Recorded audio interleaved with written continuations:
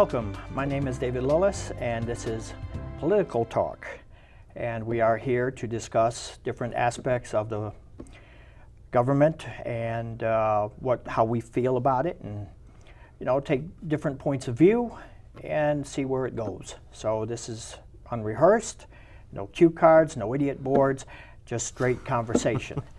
Now, I learned that from a gentleman many years ago, used to be on Channel 50, Lou Gordon, and now we're going to give it a try.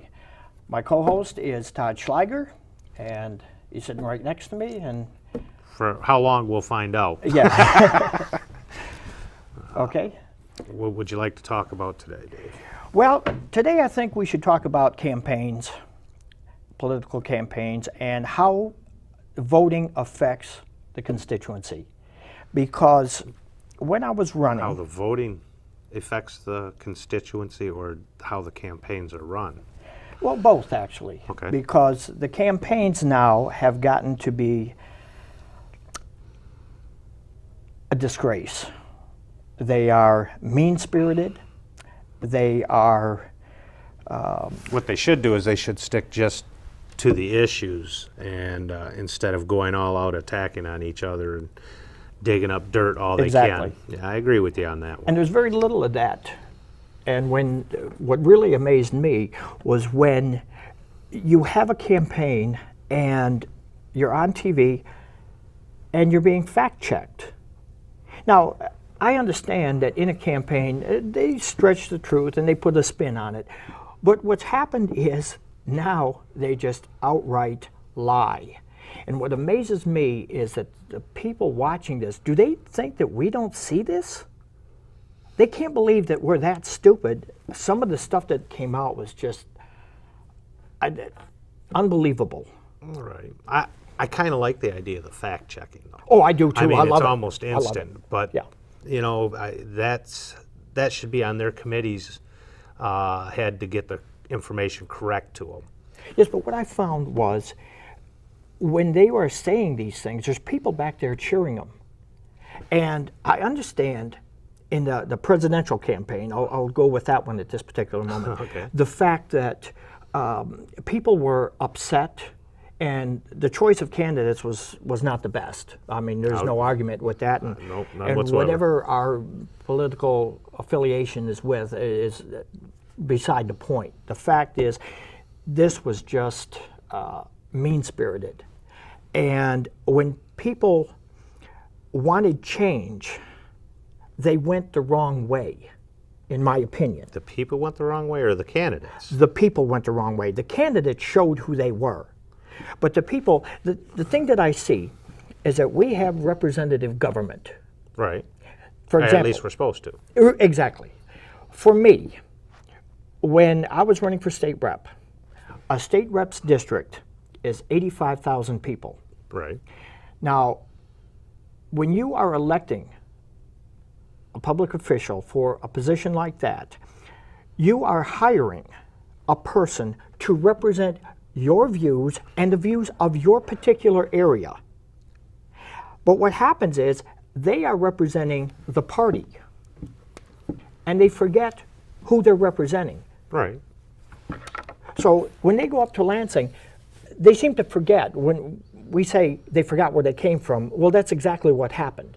Well, a lot of times what they do, and correct me if I'm wrong on this, they'll come to your area, win your vote over, and then you don't see them no more. Right. And that's the part that a lot of the people are actually getting angry with.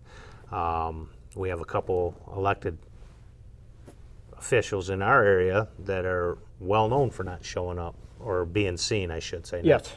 Not showing up. But I mean, I'm not going to mention names, but No, we'll keep the names out. But Right. the point is that when you vote, now whether you vote for the candidate or not, once the election is over with, that person is going to be representing you. Okay? Now, what has happened, what I have seen, is that the candidate who won basically even forgets the people of his own party. Now, they'll get residual results, but their focus is more on the party and where the party wants to go.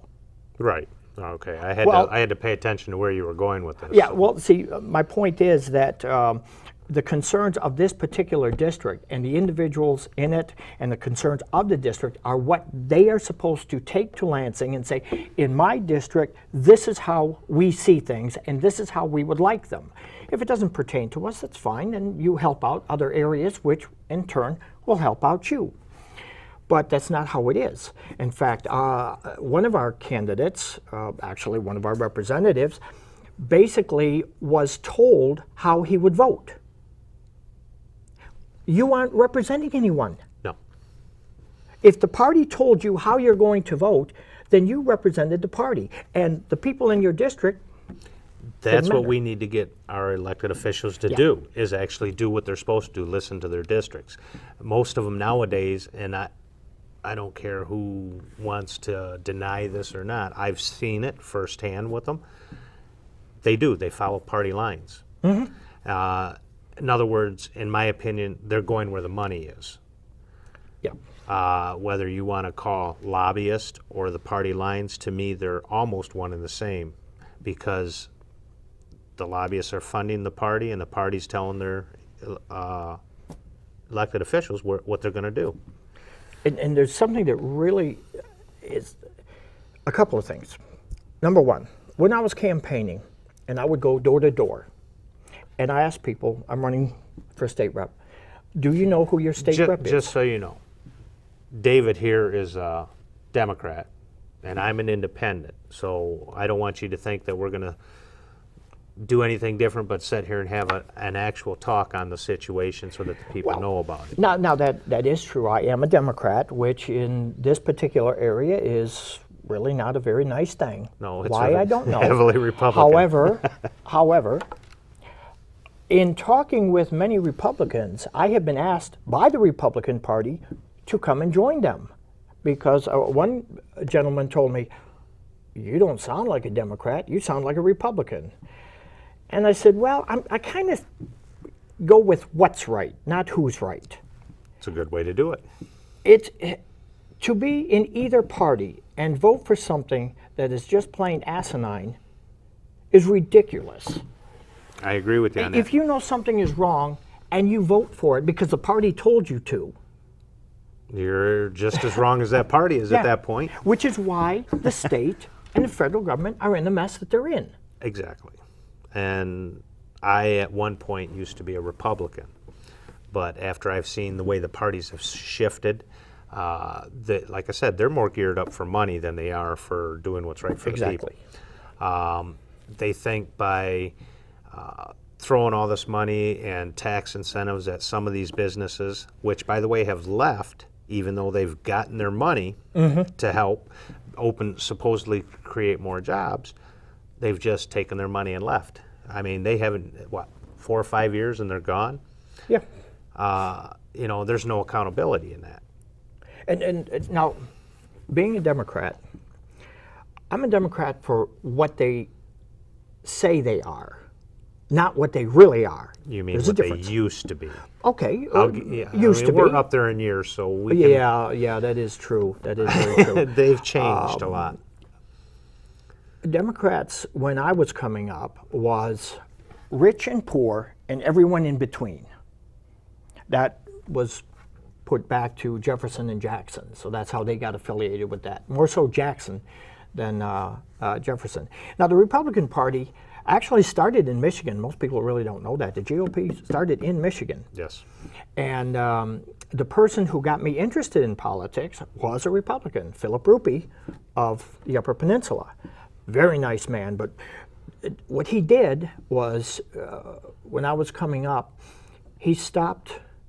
My father was at the gas station. He stopped and talked to us, and he shook hands with everybody in the car. Now, I'm about 13 years old, and I'm way in the back of the station wagon. I don't think they make station wagons anymore, but he reached back there They're called and shook my SUVs hand, and minivans. and I was really impressed with that. Right. I mean, I couldn't vote, and I really didn't know what he did, but the fact is, I was important to him.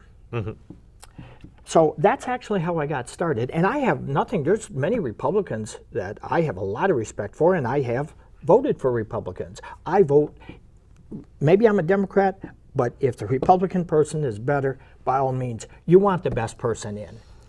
I like to think, now this is just my opinion, I like to think being as an independent, I mean, I can like both sides of the aisle, you know.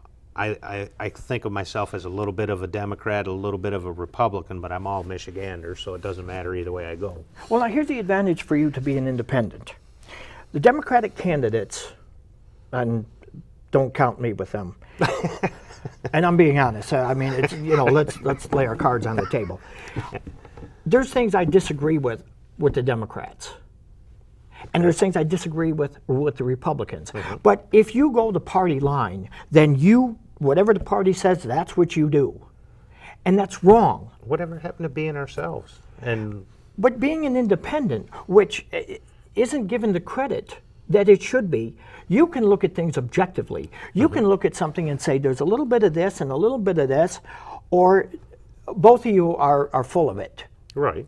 And people should really look at that. Although the two parties have really squeezed it out. The last person let's go to the last two people. One was Ross Perot, who brought a lot to the table, and Jesse Ventura. Now, when I heard Jesse Ventura was running as governor, I thought, oh my God, we got a governor with a tutu. And, you know, I was going by what I saw on TV. But this man had good sense.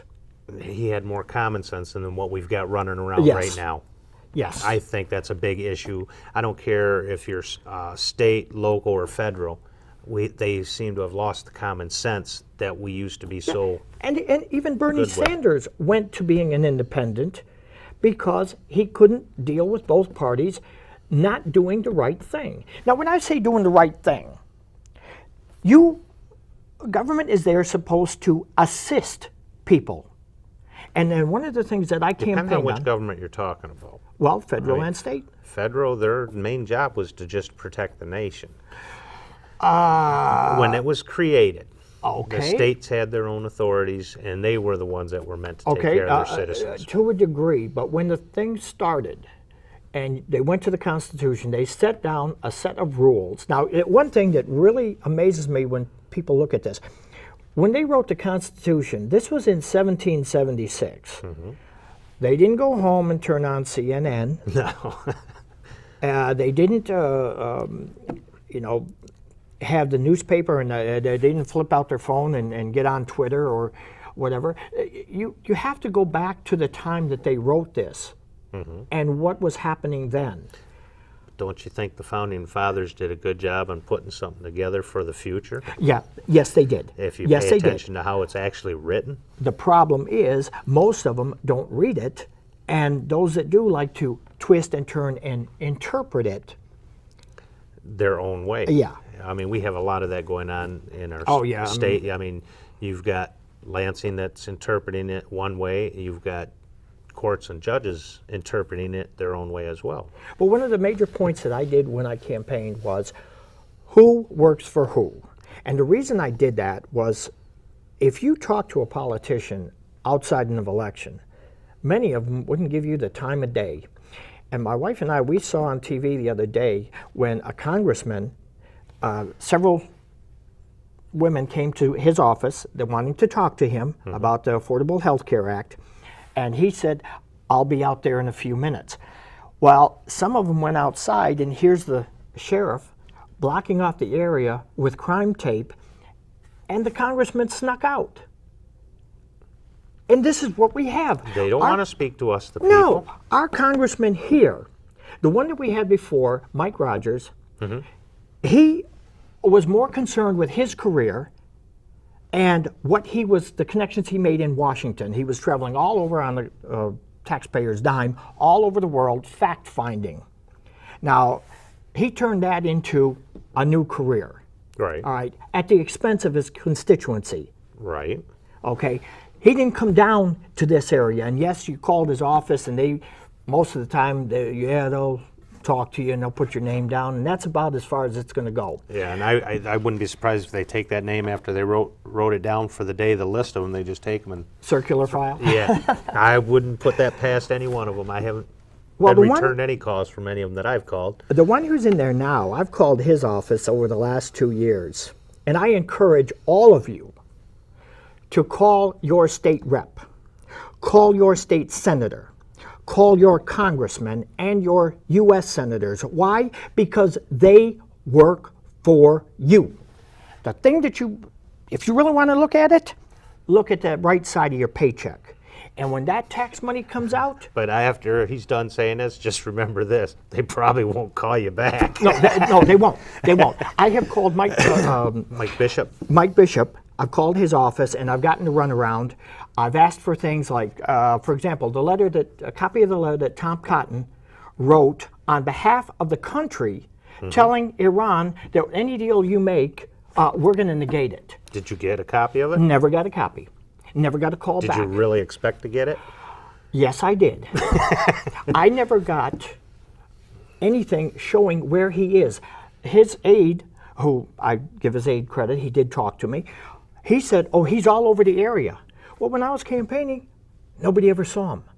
Nobody knew the name of their state rep or their state senator. Well, you got to remember, these people are working on your behalf, and you get to live with it and pay for it. So how do you hold them accountable for not listening to us? You What's stay your on idea? them. Well, look what happened over the weekend with all those people. Now, I'm sure the current leader, and I'm being generous, the current leader expected a few people in Washington. They had no idea how many people came out all over the country. Let's make it worse, all over the world. Oh, you're talking about the women's Yes, marches. that was absolutely amazing. People are now starting to come out. This is how you say you've had enough. But one thing that you should have done, the people that are not doing the job are still in Washington, still in Lansing. It's time, if they're not doing the job, you get rid of them. All right. Here's the thing. On some of these, I was watching. Don't think I only watch one TV channel or anything like that. I watch CNN and MSNBC and all those. Unfortunately, I watch Fox every now and then too. But a lot of what was being said from these women's marches is that they were being asked, do they even know what they're there for? I could have accepted maybe a single answer as women's rights, but seeing some of the costumes that were put on and walking around there, it didn't, to me, didn't look good for what they were arguing about. Okay, well, I can. I'm not going to go into detail on but when the people see this show, I think they'll know what I'm talking about. I'm all for marching on your capitals and stuff like that to get your opinion across or your ideas or your needs across. But to do it in that type of garment or whatever you want to call it, I didn't think was appropriate. I mean, you got kids watching all this, and come on, most of us as men, that just pushed us off of it as it was. Yeah, I would have to agree. I'm old-fashioned. Yeah. That and the fact that I'm just plain old. But the fact is that we seem to have turned the world into a very bad reality show. And when I'll give you that one. I will agree with you on that. I mean, one thing that our leader does, and again, he brings up my blood pressure. Well, he's new in there. Hopefully, we're hoping for the best. Well, I mean, that's a subject for another day. I mean, yes, it's definitely a subject. It's one that in the future, I'm pretty sure that. I'm sure he'll be brought up quite a bit during the shows as we go along. So. But the point of this show is that the people that you have representing you seem to have lost their direction. They are supposed to be representing their district. Now, their party affiliation is fine, but you do represent the people of your district. When you go off and you represent the party, you have negated the lines in the area that you are. I don't know if I would say they've lost their direction, because the majority of the people that I see out there, that are running for public office, their direction is to win for this first part. And what I've been seeing and hearing from them is more or less to go where their party tells them, no matter what. I disagree with that. And now, I mean, years ago, 20, 30 years ago, I would say that we still had the corruption in our systems. Oh, you're But always it was gonna have hidden. some. Yeah. Now, the thing that bothers me the most is they're doing it blatantly right in front of us. Yeah. They actually feel there's nothing we can do about it. And I think that's something that Michigan could lead the way on, is a way of holding their elected officials accountable. Okay, I will go back to when I was campaigning, and I went door to door, and I didn't collect money, and I will tell you why. When you collect money, those people that give it to you, there are some that are on the up and up that will give it to you because they feel that you're a good candidate, and that to me is all good. But there's too many that will give you money and then expect something in return. Now, hear me out. If I'm running for state rep and I'm in this district with 85,000 people, and somebody who has a corporation or a cause, and they give me money, they expect me to represent them. Well, wait a minute, that's not my job. My job is to represent the 85,000 within the district. This other person, I mean, you can listen to them and talk to them, but if they feel that I owe them something, and that's how it works. Now, they don't come out and tell you that. Well, no, but I mean, anytime you donate large, I mean, in Michigan, I think the most you can donate is $3,400 as an individual. You really think they expect a lot for that $3,400? Is Yes. that what you're saying? Yes, and some of them are blatantly will tell you. And if you go against them, they will go to the other candidate. They're going to go where they get what they want.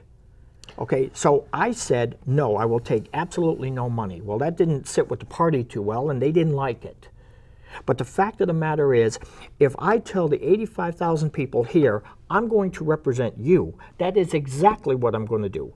So when they say, well, what are you going to do? Even my son told me that. He said, what are you going to do? Well, I'll tell you what I'm going to do. The vote would have originated from down here.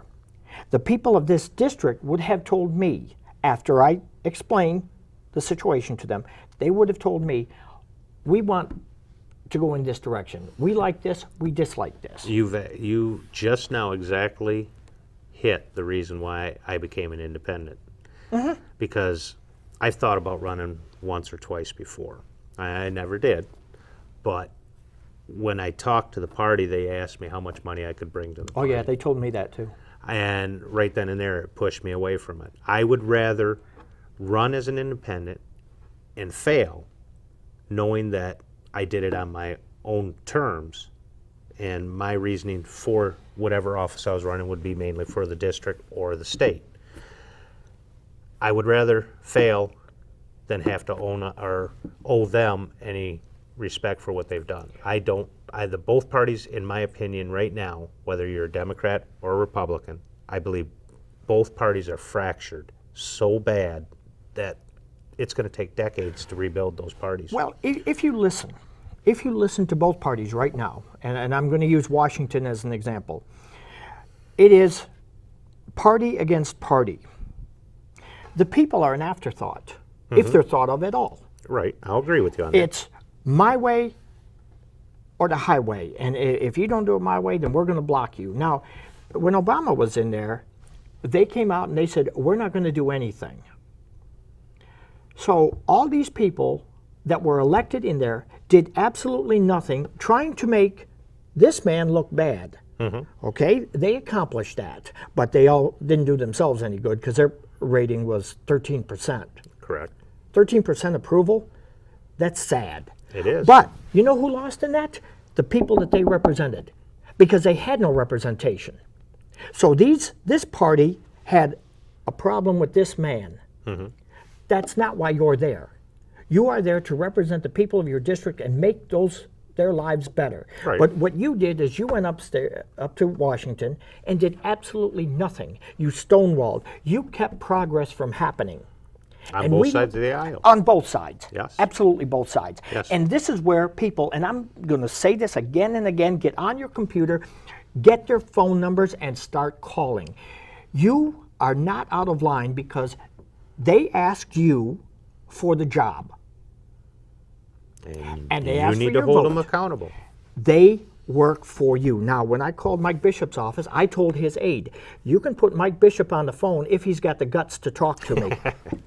Now, I know this sounds bad, but it's the idea that he said, oh, well, he's got all these people. Well, wait a minute. If he can't do the job, then quit. But he said he would represent our district. I expect him to be in the district. I expect him to, my concerns go to him. And everyone in this district should be calling every district in the country. I have yet to see, I don't really want to use names at this point, but I have yet to see one of my state reps around town.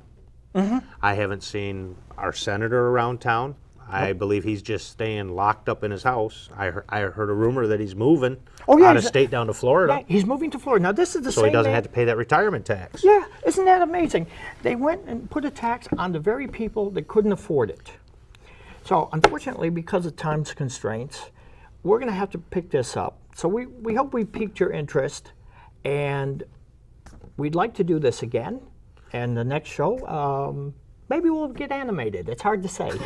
Depends on what you want to talk about.